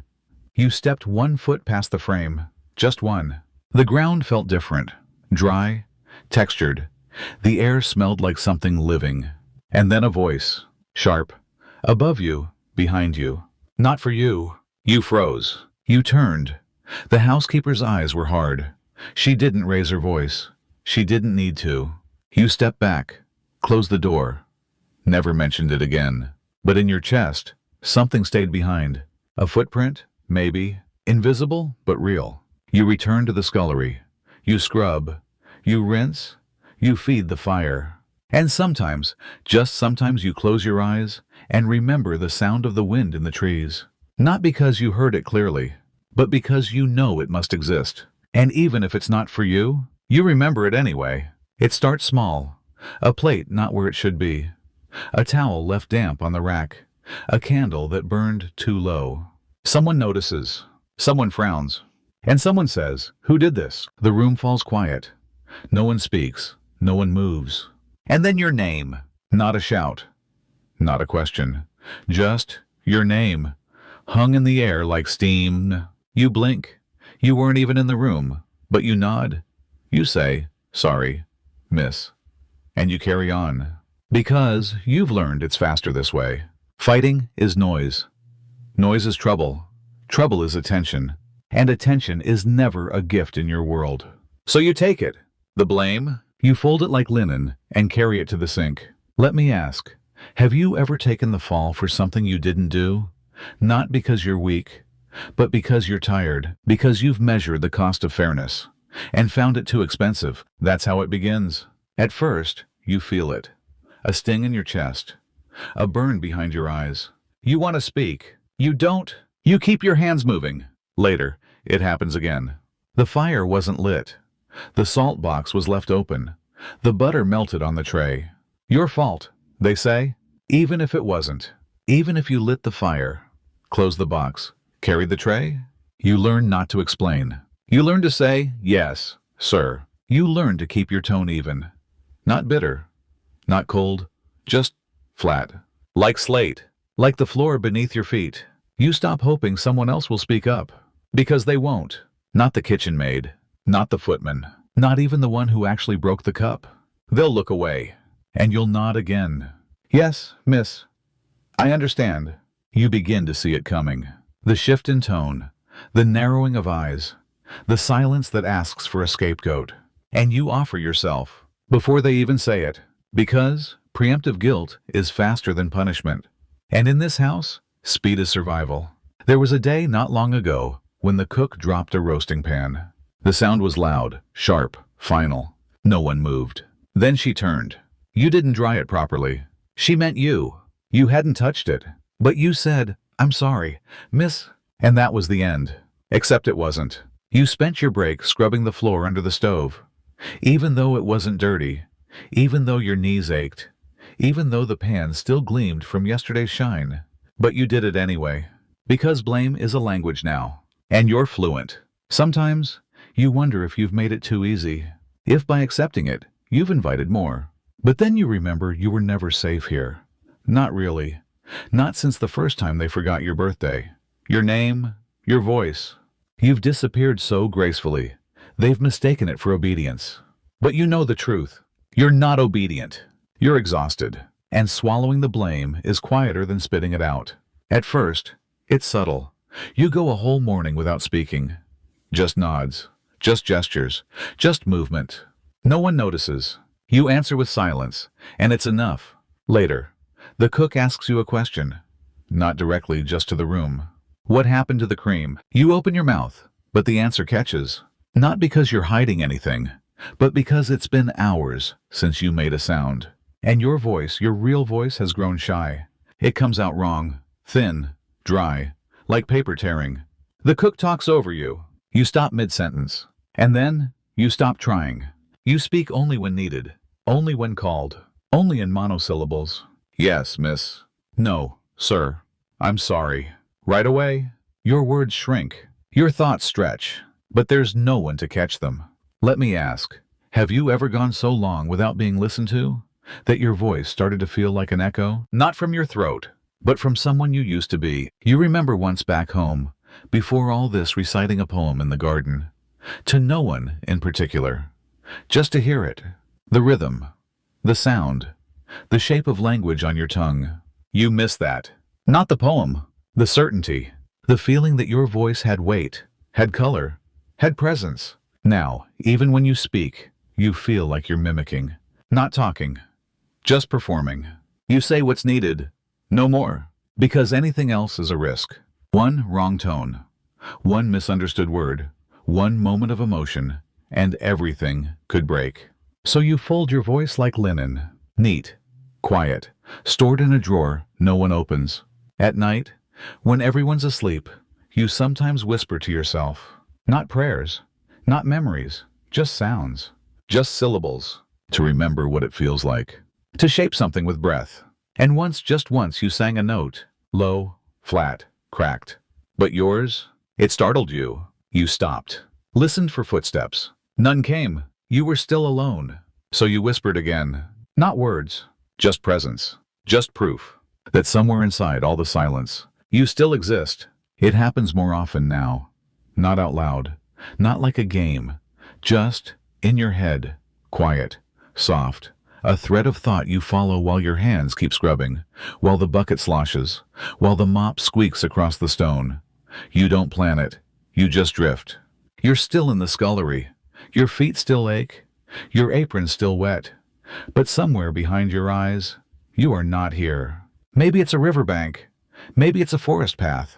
Maybe it's a sunlit room with no walls at all. Wherever it is, you don't wear shoes.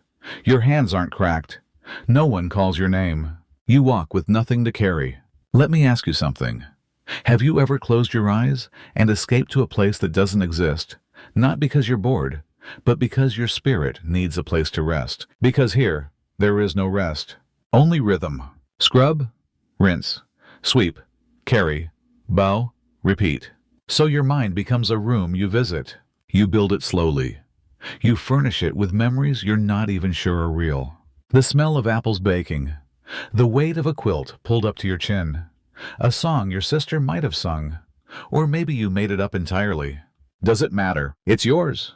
And no one else knows. Sometimes. You pretend the copper pots are gold, not because they shine, but because gold wouldn't burn your fingers. Gold would be light, kind, quiet. You imagine the floor is warm, that someone waits for you in the corner with a clean towel and a smile. No words, just presence. And you don't have to work. You just get to be. You linger in that world for as long as the noise allows. But then a door slams, and your world collapses. You flinch. You're back. The mop is in your hand. The water is dirty. Your dress is stained.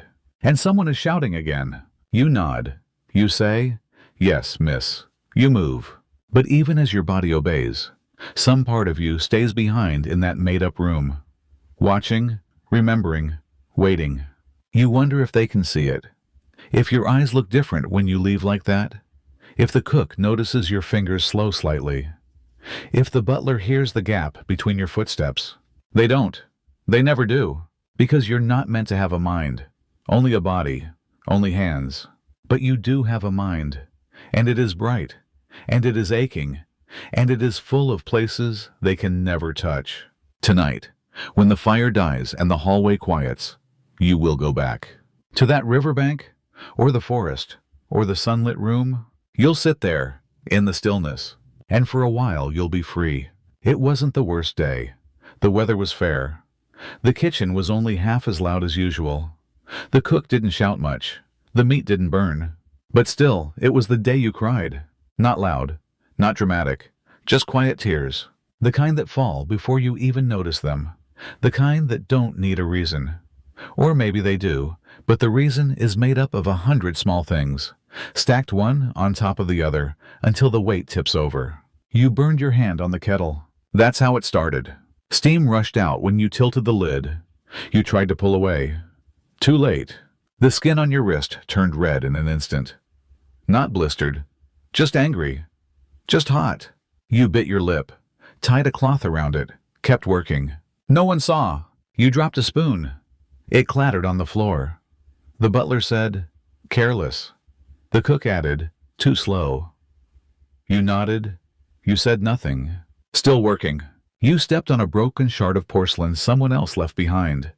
It cut through your shoe. Your sock turned pink. You limped a little, but not enough to stop. You couldn't. And then, while polishing the silver, your hand shook. Just slightly. A spoon slipped, hit the ground, rolled under the table. And that was it. You knelt to retrieve it, and the tears came. Not sobs, not noise, just drops, falling from your chin, onto the wooden floor, mixing with the dust. You wiped your face with the back of your hand, kept moving, but they didn't stop. Not right away. Let me ask, have you ever broken in the quietest way possible so gently that the world didn't even notice? That's what it was. A collapse behind the eyes. You looked up, just once. The kitchen maid was stirring soup. The cook was barking orders. The footman was drying his boots. None of them looked at you. None of them asked. Not, "What happened?" Not, "Are you hurt?" Not even, "Why are you crying?" Because tears, in this house, are like cobwebs, easily swept away, unwelcome, unseen.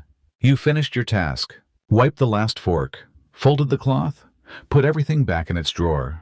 You went to the coal room, sat in the dark, pressed your wrist to the cold brick wall, and breathed. Just that. Not sleep, not comfort, just breath. And that had to be enough, because no one looks up when you cry. But you still feel it. The salt on your lips, the heat in your eyes, the tremble in your fingertips. You never cried like that again. Not in front of anyone. Maybe not even alone. Because tears are dangerous. They mean you're still human. And in this place, that's a risk. It was raining. The kind of rain that made the whole house feel smaller. As if the walls leaned inward. As if the roof sagged lower with each drop. The fire had gone out 3 times that morning. The laundry wouldn't dry. The hallway smelled like damp wool and bitter soap. And you found a scrap of paper. Just a corner of wrapping, folded and soft from someone's boots. You smoothed it out, turned it over, blank. You stared at it longer than you meant to. Then you reached for the stub of a pencil, the one you kept behind the pantry crate. You told yourself it was for lists, inventory, reminders. But not today. Today, it became a letter. You didn't write, "Dear, there was no one to address." Not really. Not anymore. But your hand began to move anyway. At first, it was facts.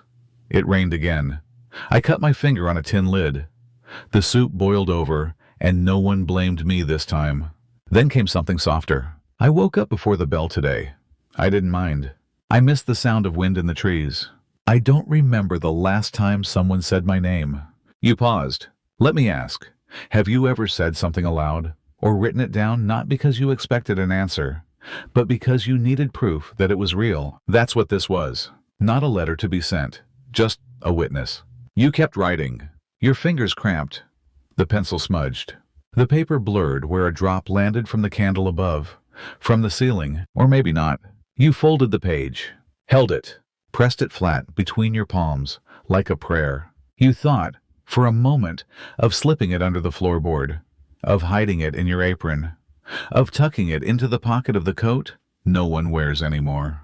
But you didn't. You burned it, not out of shame, not even out of fear, but because it was yours. And in this house, things that belong to you don't stay yours for long. So you gave it back to the fire, let it curl and blacken and lift in ash. And as it vanished, you felt something strange. Not loss, not sorrow. Just the quiet, like the kind that follows a song, like the kind that fills a room after a voice has spoken. And no one answers, but the silence knows. It was late, the kind of late where every sound seems louder, sharper, closer. You were cleaning the shelves, not because they were dirty, but because your hands needed something to do. There had been shouting earlier, not at you, but near you, and you wanted to disappear for a while. So you slipped into the pantry, took a rag, started wiping bottles that hadn't been moved in months. That's when you heard it, a soft thump. Then nothing. You paused, listened, and stepped deeper into the dark. Near the flour sack, curled behind a broken crate, was the rat. Not running, not chewing, not alive. It was still warm when you touched it with the broom handle. Its eyes open, cloudy. Its chest no longer moving. Its tail stiff. You crouched, not out of fear, out of something quieter, recognition. It had been there since winter. You'd seen it dart between shadows, watched it gnaw at crusts, heard it squeak when the door slammed too loud. It never frightened you. It just was. Like you. Let me ask, have you ever witnessed something small and unnoticed die and felt the ache not because of what it was, but because no one else would mark its passing? You fetched the dustpan, lined it with the edge of a torn apron. Gently, you lifted the rat's body into it. It was heavier than you expected. You carried it out the back door, past the ash pit, past the laundry steps, to where the weeds grow behind the shed. You dug a little hole with a spoon. That was all you had. You placed the body in the earth, covered it, pressed the soil down with your palm. Then you sat for a moment beside it. Not long, just long enough to say goodbye. Not in words, just in presence. And maybe that was the first thing to be buried in this house that had someone beside it when it went. You returned to the pantry, finished wiping the shelves. No one asked where you'd been. No one noticed the quiet was quieter. The next day, the cook complained about the smell. You didn't say a word. Because in this house, the dead don't get graves. Unless someone like you gives them one. You've washed them 100 times. Maybe more. In soap, in lye, in vinegar, in hot water that burns, in cold water that bites. You've scrubbed your knuckles raw. You've rubbed lemon on your palms, baking soda under your nails. Still, it's there. That smell, not one thing, but a mix of onions, of iron pans, of boiled cabbage, of damp wood, of soot, of something sour that never quite goes away. You smell it even when you're outside, even in the garden path, the one you're not meant to use, even on Sundays, if you're lucky enough to be let out early to fetch eggs. It follows. You touch your hair. It smells like your hands. You touch your face. It clings to your skin. You lay down at night. It climbs into your blanket with you. Let me ask, have you ever worn something invisible so long that you stopped knowing where it ends, and you begin? That's what this smell is. It's not filth. Not entirely. It's labor. It's the scent of things cooked and cleaned and carried, of silver polished, of copper scorched, of floors scrubbed on bleeding knees. You used to smell like soap, or sweat after dancing, or dust from dry fields in summer. You used to think smells told stories. Now you wonder if they erased them. You remember, once, the mistress dropped her handkerchief. You bent to pick it up. It was silk. It smelled like violets. She took it from you with gloved fingers, wrinkled her nose, and said nothing. But you saw it. You always see it. After that, you kept your distance. From her, from them, from anyone who might wrinkle their nose when you pass. Because you know now this isn't just odor. It's identity. It says what you are, where you belong, and who you'll never be. You've tried to scrub it away. Once, you found a scrap of lavender soap behind a broken drawer. You used it all in a single wash. Your hands were soft for an hour. They smelled almost gentle. But by midday, the onions came back, the grease, the coal, and the soap was gone. You stopped hoping after that. Now, when you wash your hands, you do it for hygiene, not hope. Because hope smells like flowers. And flowers don't live in the scullery. Only steam does. And iron. And heat. And time. You sniff your fingers once. Just to check.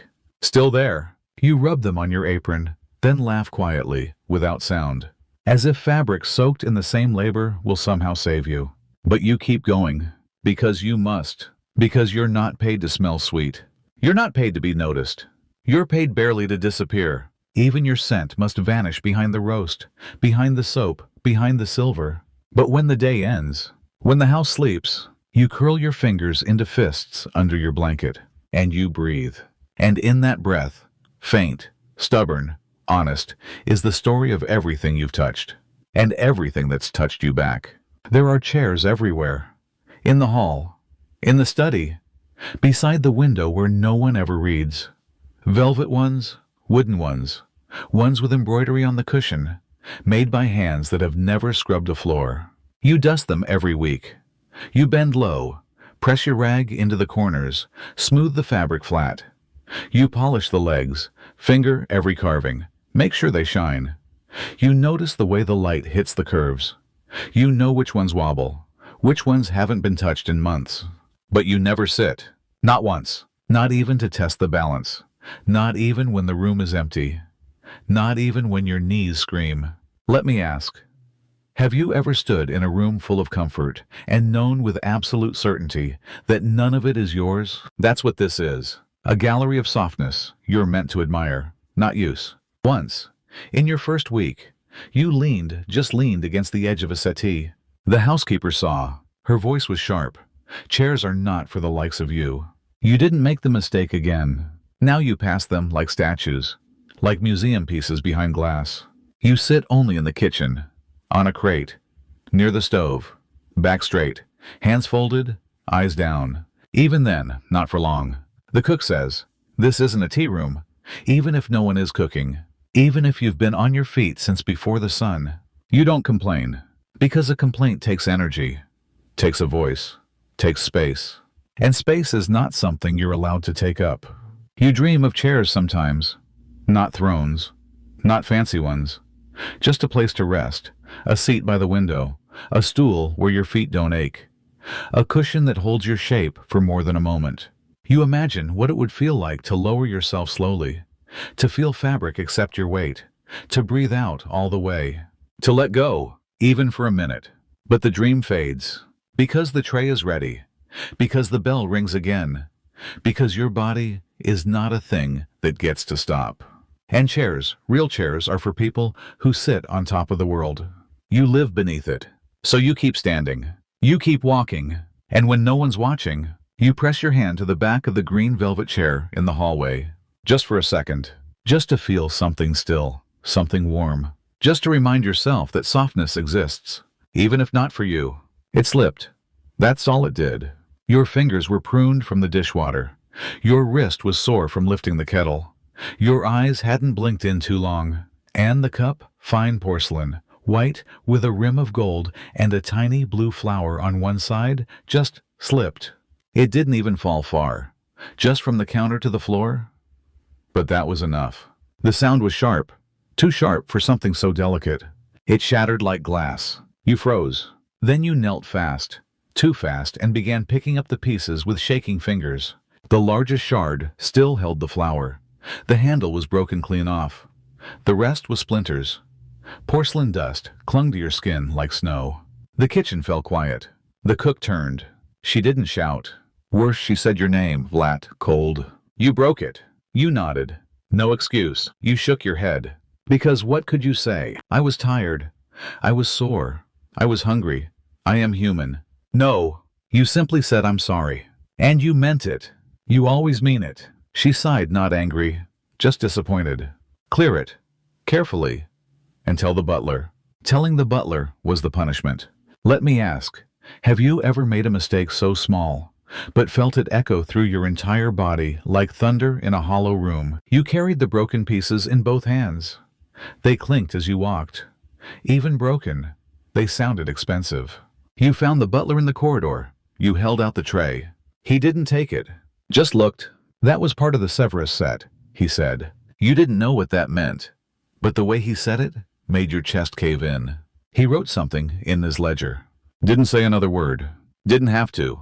The next week, you were given extra chores. The week after that, your name wasn't called for Sunday bread. You didn't complain because you'd broken something.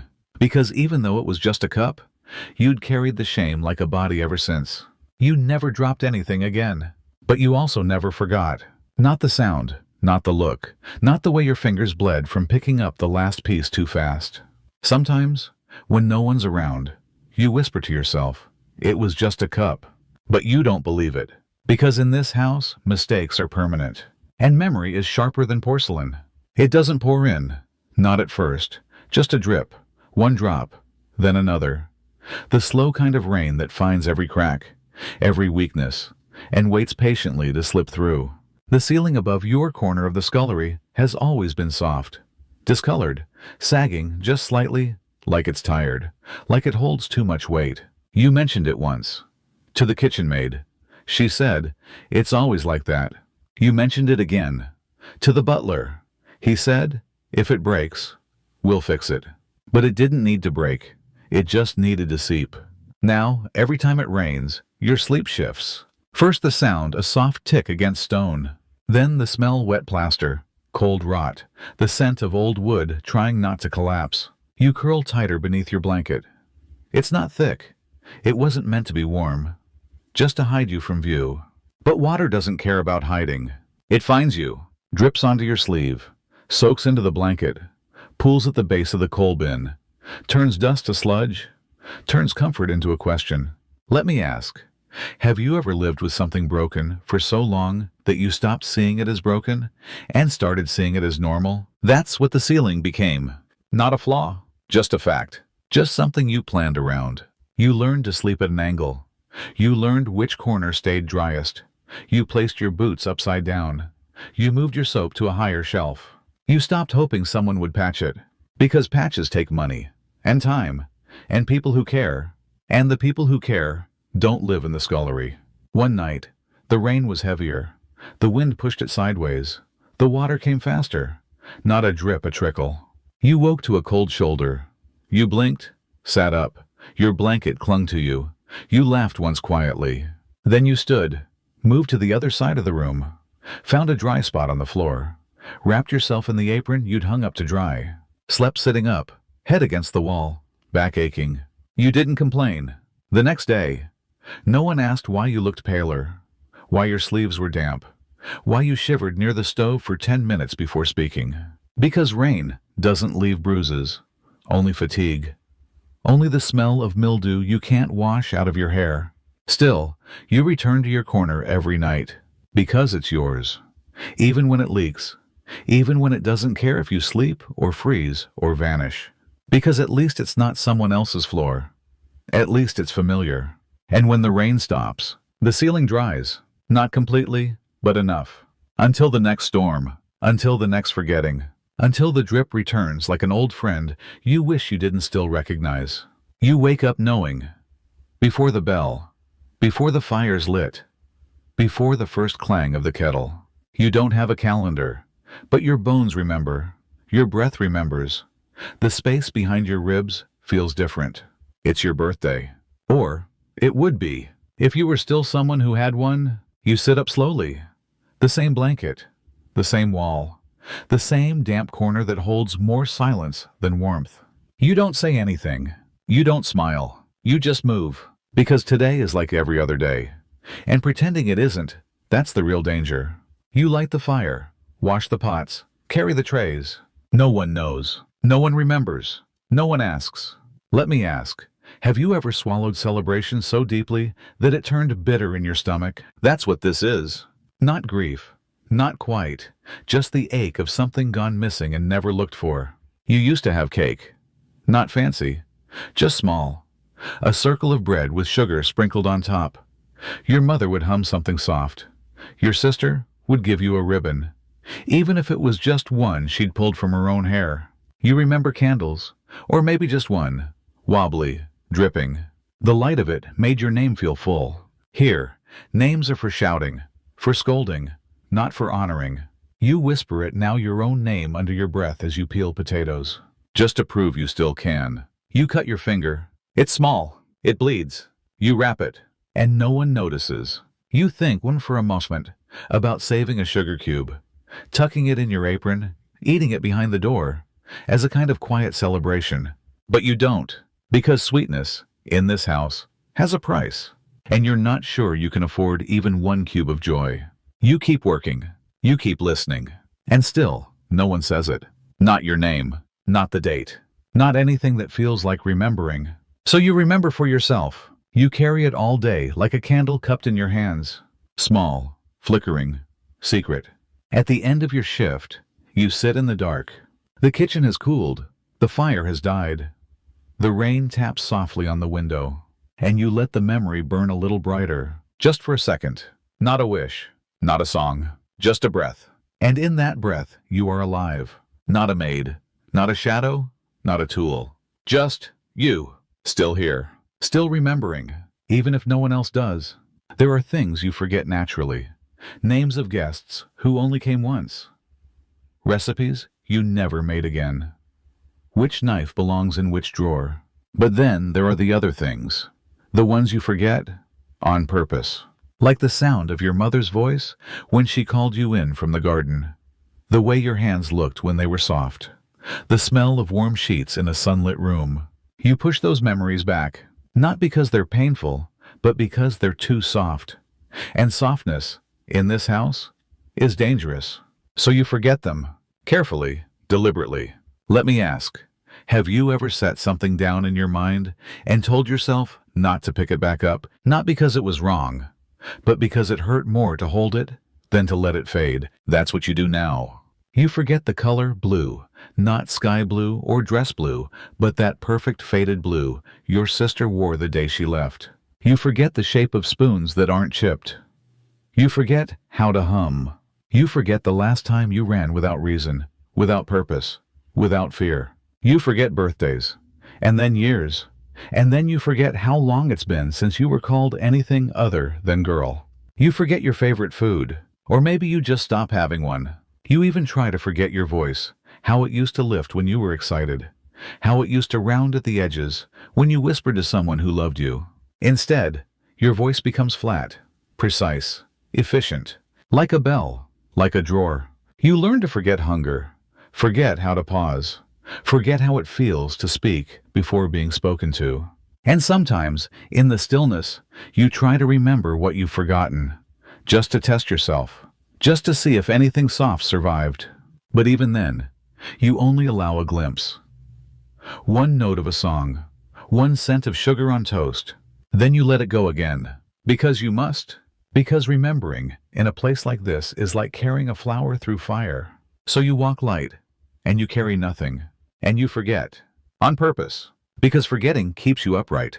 And that, for now, is enough. You've seen her now. Haven't you? Not the historical figure, not the silhouette in an old painting, but the girl beneath the apron, the voice behind the silence, the hands beneath the scars. She didn't have power. She didn't have time. She didn't even have her own name half the time. But she kept going. And now, as you lie back, as the blankets rise and fall with your breath, as the room fades around you, You carry her with you. The Scullery Maid. Not because you pity her, but because some small part of you recognizes her. Maybe in your exhaustion, maybe in your quiet obedience, maybe in the way you've swallowed things blame, silence, fatigue just to keep moving forward. Let's think gently.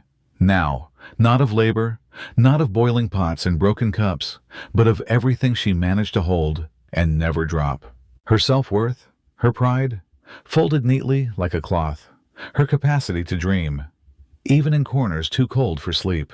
That matters. It matters more than the coal, more than the silver, more than the tea trays and cracked basins and the rags she used for everything. She survived, invisibly, and that's a kind of strength we rarely talk about.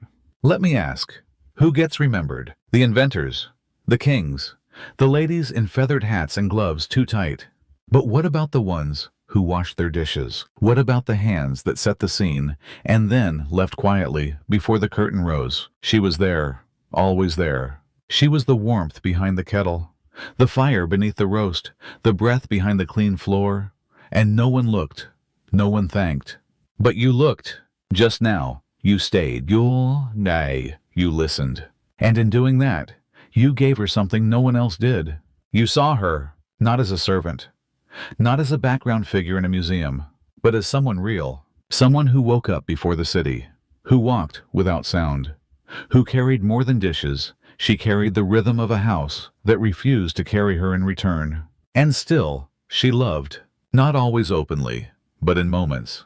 The moment she paused to save a sugar cube, the moment she buried the pantry rat, the moment she let herself remember the color blue, even if just for a second.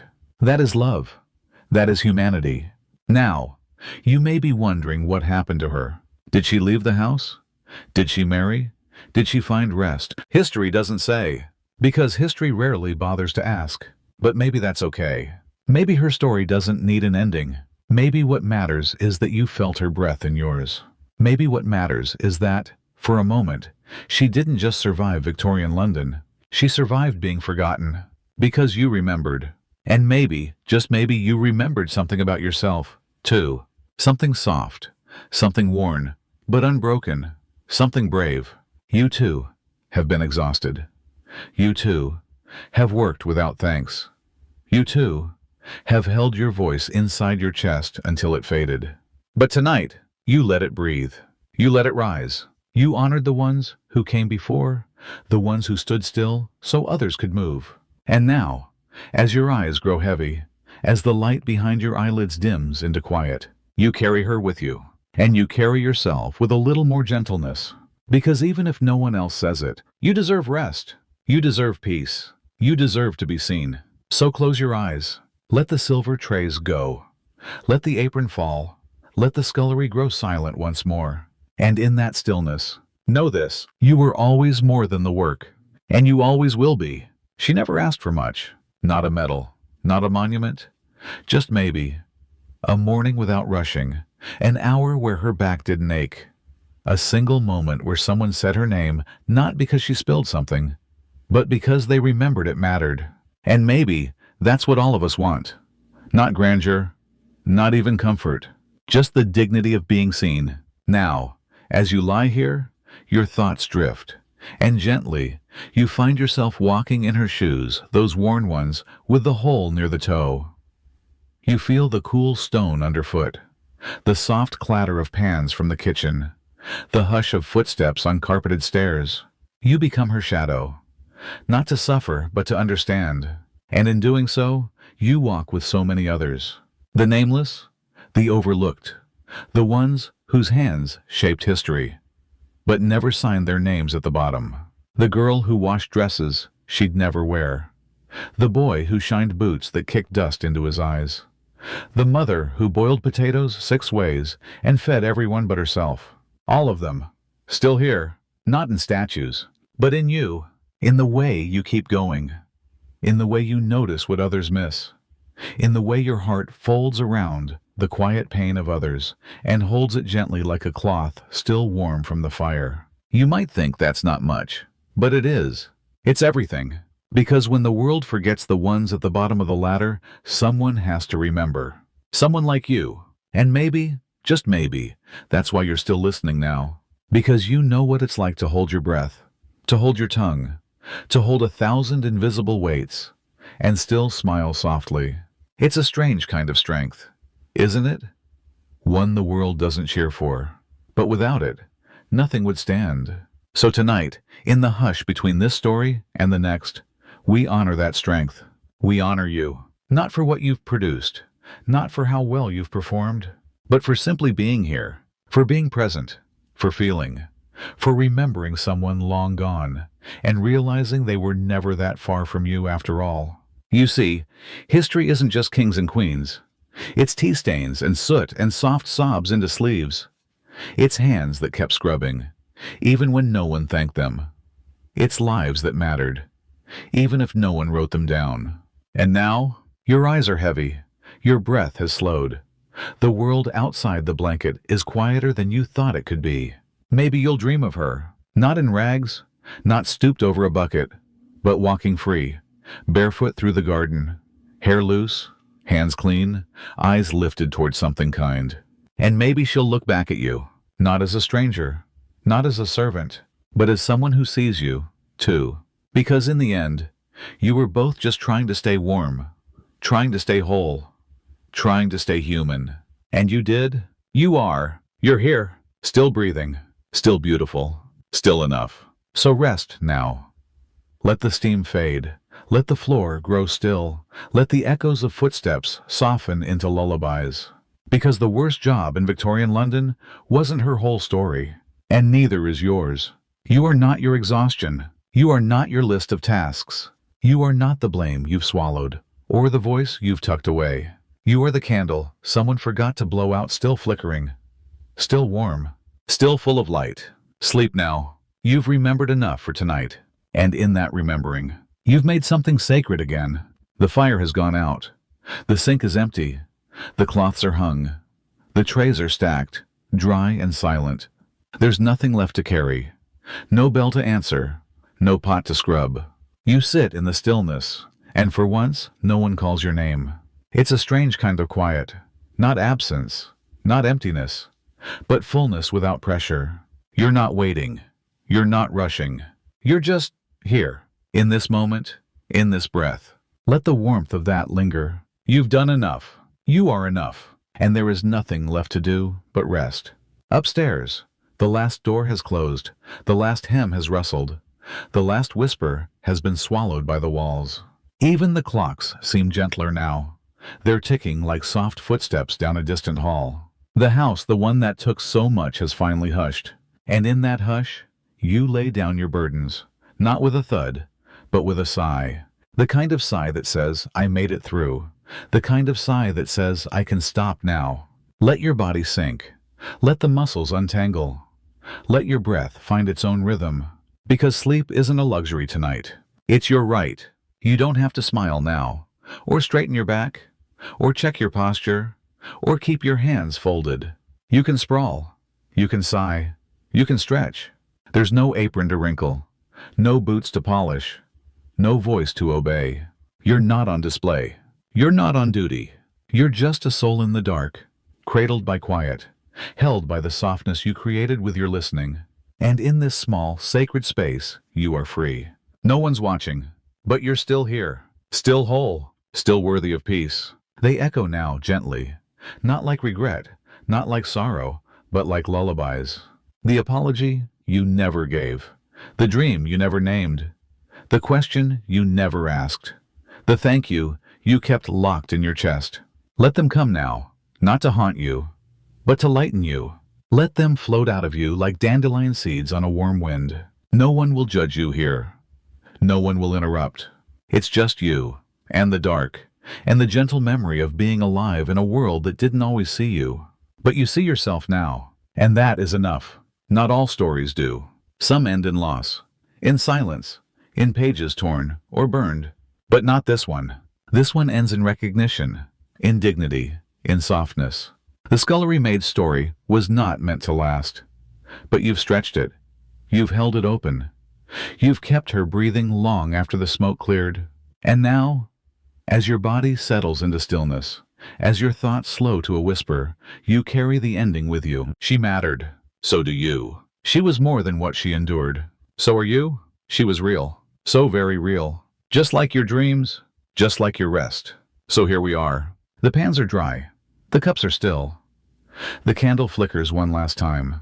And you are safe. Not in a scullery, not in a memory, but here, in this breath, in this softness. You don't need to explain. You don't need to finish anything. This is enough. Let the dreams come. Let them carry you not back into work, but forward into fields, into sunlight, into stillness. And if she's there, that quiet girl with the cloth in her hand, tell her thank you. Tell her she can sleep now. And then, follow her. Good night.